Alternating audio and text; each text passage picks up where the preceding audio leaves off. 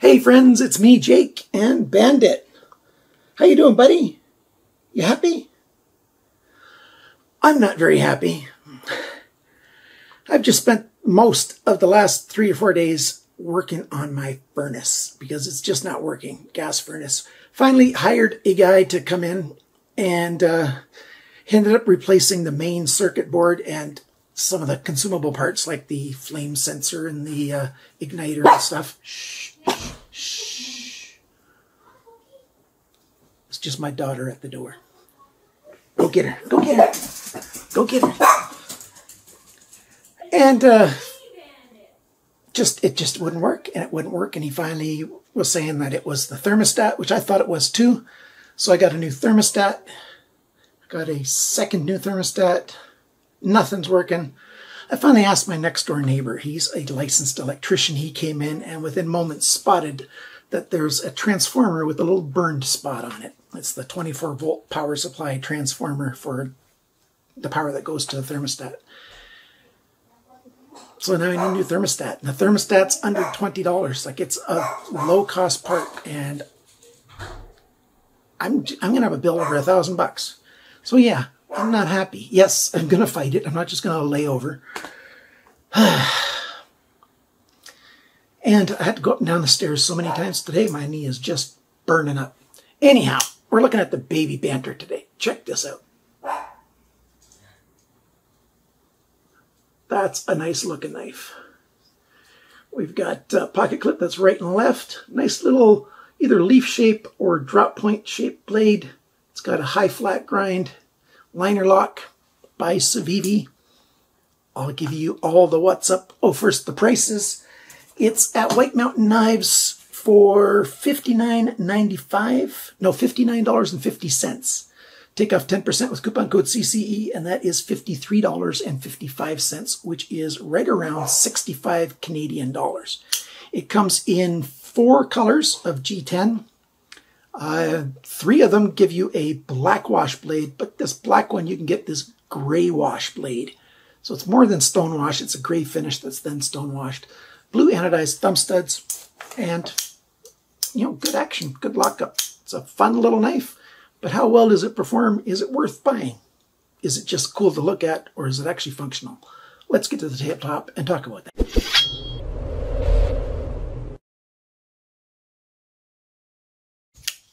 It looks like a big knife on screen because it fills up the screen, but you know, if I put my Ontario rat beside it, yeah, it's not a big knife. Let's see if I can get most of this on the screen there. Yeah, it's just a little guy. It's not really all that terribly small, but remember, this is coming from a guy sitting up behind the camera who likes small knives. I collect small knives as much as I collect regular full-size knives. That didn't open because the blade scraped the table there. So, but yeah, decent knife.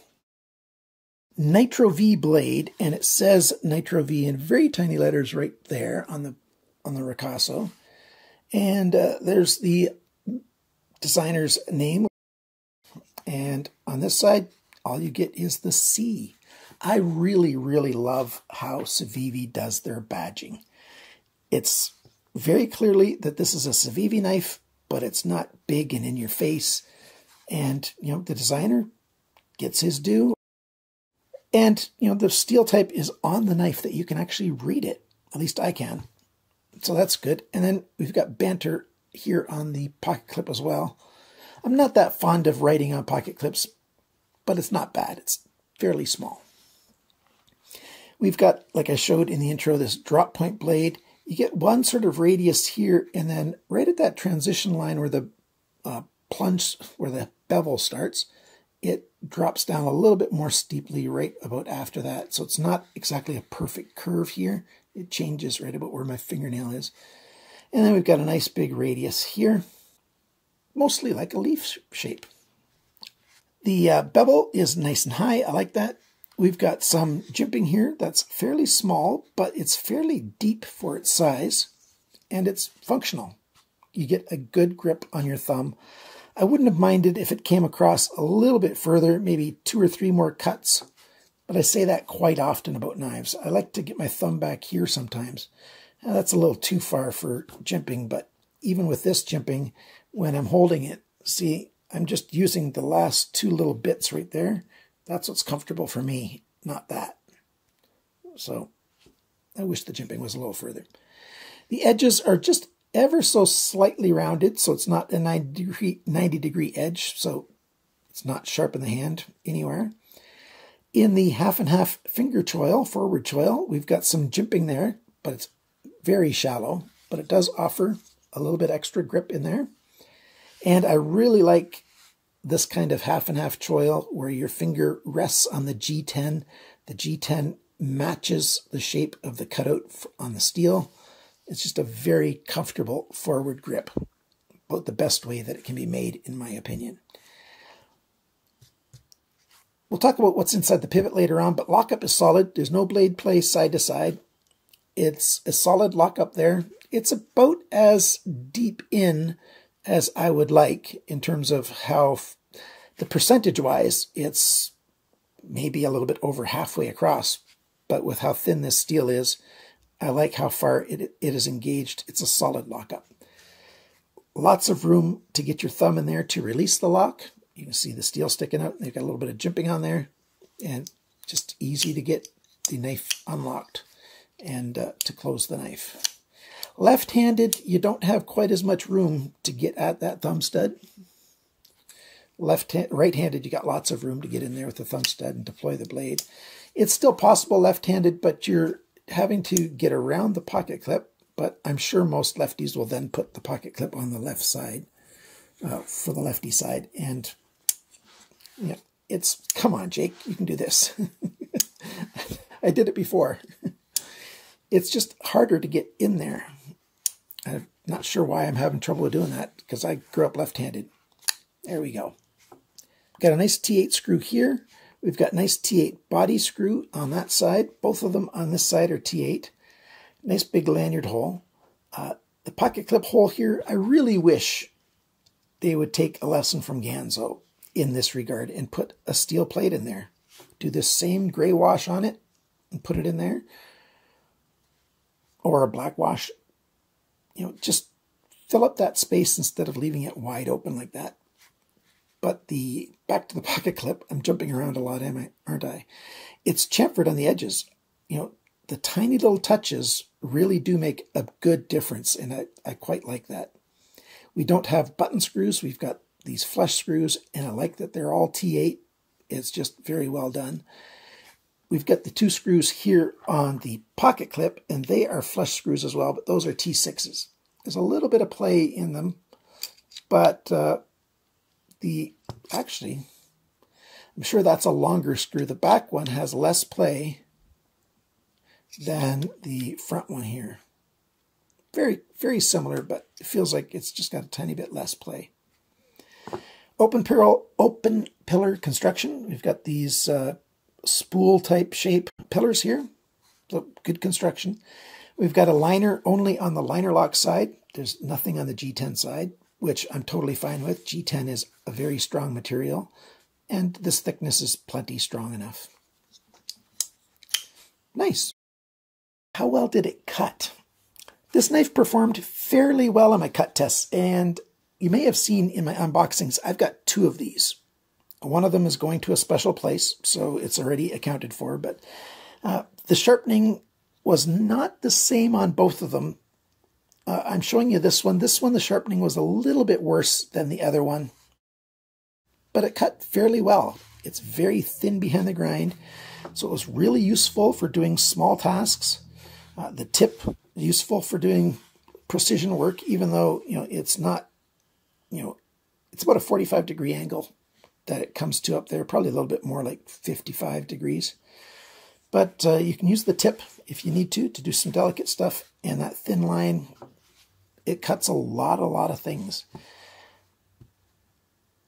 I like to say with knives, most people use knives. They use either the first 1.5 inches from the sharpener's choil or heel of the blade a lot, and they use the tip 1.5 inches back a lot. They don't really use the middle all that much. Let's say this knife was, you know, 6 inches long. There'd be a middle section that it gets used, but not as much as, the 1.5" from the heel and the 1.5" from the tip. Well, this thing's got more than 1.5" from the tip, and it's got more than 1.5" from the heel. It's a very useful knife. Hopefully that makes sense to you, but I've found that small knives can be very, very handy indeed. Of course, it's not a self-defense tool or anything like that, but it's a good utility kind of EDC. Urban EDC is what I like to call it. In the city, you don't really have much call for a larger knife unless you're thinking about self-defense. And in Canada, we are not allowed to carry knives for the purpose of self-defense, so it's a good EDC for me. Let's now go over all the sizes and dimensions and all that stuff. We'll leave this on the corner of the screen while I talk about those things. The weight of this knife, 56 grams, 2 ounces. The blade is, like I said, Nitro V, so the Rockwell on that is usually right around 60. It's a good steel. I'd call this like a mid-grade kind of steel or a high-end budget steel. But yeah, it's not a low-budget steel. It's a good steel that doesn't cost an awful lot. The sharpness from the factory, measured in 3 places each, so over 6 measurements, the average is right around, I rounded it to 110 bests, which is better than average. So that's quite good. Better than average of all the knives I review, that is. The length of the cutting edge, 50.5 millimeters, 1.99 inches. So it's a 2-inch cutting edge. The blade length from tip to the G10, 59.2 millimeters, 2.33 inches. The thickness of the blade is 2.16 millimeters, which is 0.085 of an inch, so under 1/10 of an inch thick. The blade depth, the widest point, is right back here near the heel of the blade, 25.2 millimeters, which is 0.992 inches. How thick is it behind the grind? It's about 1/3 of a millimeter, 0.33 millimeters, which is 13/1000ths of an inch. The grind angles. Well, this side is pretty consistent along the length. I'm going to call it 22.8 degrees because that's what I measured. It's a very slight different at the heel and a very slight different at the tip, but we're going to call it 22.8. This side, I haven't worked out the average yet.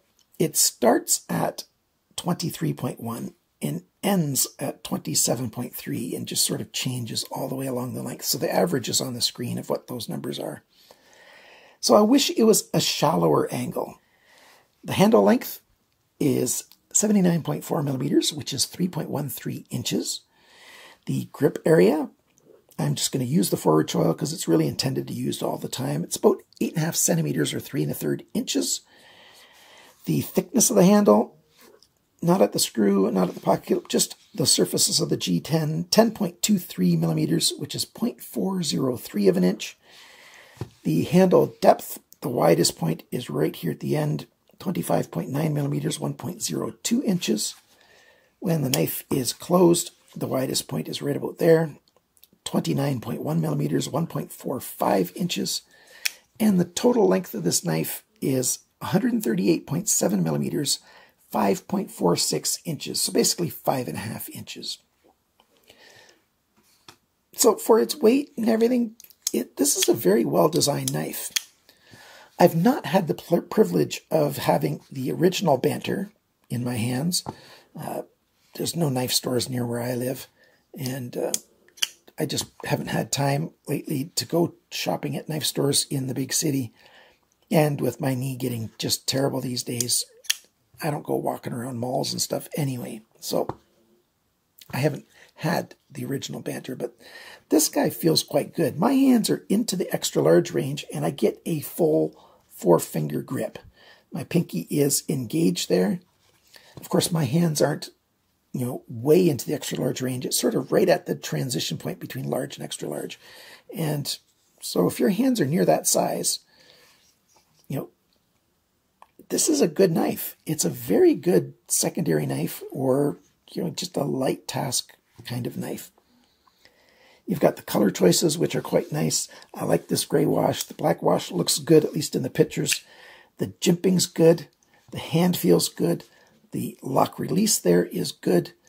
I've got a little bit of dirt there between the G10 and the lock release already, or dead skin actually. A little bit of texture on the G10, comfortable. Let's see what it looks like inside. I'm probably going to fast forward this section.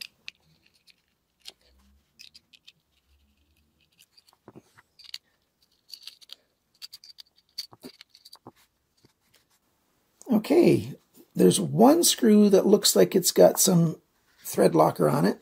This body screw over here, you can see a little bit of blue on it. The other screws, yep, the other body screw, the flat one here, looks like it's got some thread locker on it, but it didn't feel like it had any thread locker on it.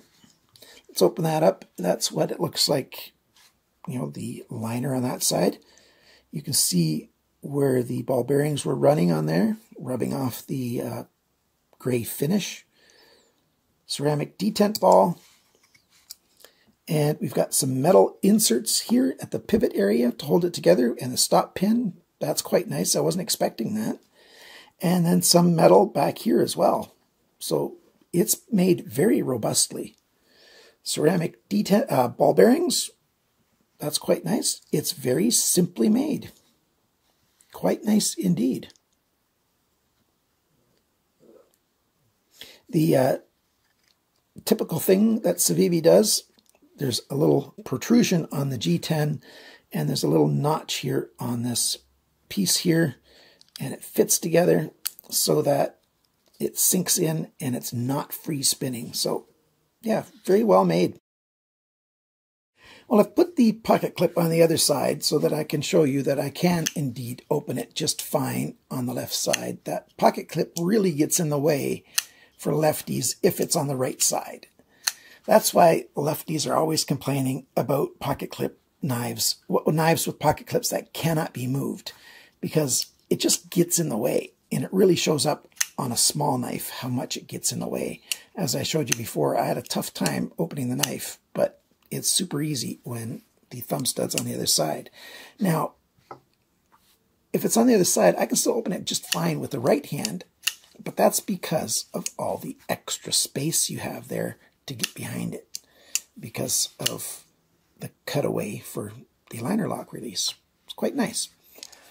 I realized that I had forgotten to show you how well it goes in and out of a pocket. So let's do that. It's got a nice scoop there. It doesn't have a flat on the end, but on this knife it didn't bother me at all. Just climbs over, goes all the way into the bottom every time, and it just hides away in your pocket. I really like this gray finish. Non-reflective, non-attention getting. It's a very good pocket clip for this knife, even with that little bit of the word Banter on there. Now, before I took the measurements and everything, one other thing, alignment. The alignment looks a little bit off on this on the close-up pictures because the liner's only on one side, and the liner is thicker than just the G10, and so it looks like the blade alignment is off. So I took a picture of it when I just did that so you can see, and the alignment's actually very good, very good. If you are in the United States, White Mountain Knives is the place to go, but they're sold out, and but you can put your name on the Notify Me list, and you'll be notified when they get back in stock, and then you save 10% with coupon code CCE. Or you'll have to find your other store. This is not on Amazon, at least not yet. So you'll just have to shop around to try to find a place that might have it. Some of the smaller vendors might have it. So I talked about all the pros before. What are the cons? It's not really a con. I just wish there was a little plate right here. That's about all that I could find. Maybe the thumb studs, the anodization could be a little different, but you know, because maybe it's just me, but it seems to me that the top of that surface is starting to polish off the anodization. So the blue anodization, I really got turned off on blue anodization when Ganzo did it back about almost 4 years ago. And their anodization was just terrible. The blue stuff just rubbed off right away. So, not a big deal. Thanks for watching my video. Thank you for liking, sharing, commenting, and subscribing. And I hope I can get a few more videos out before I have to go in for my surgery. But life is just getting super hectic for me with all the things going on, especially with my furnace still not working. Yeah, and all the things that I have to do preparing for surgery, all the tests and stuff I have to get done. So, thank you for supporting the channel. Thanks for liking, sharing, commenting, and subscribing. And remember, friends, always cut towards your chum, not your thumb. Bye for now.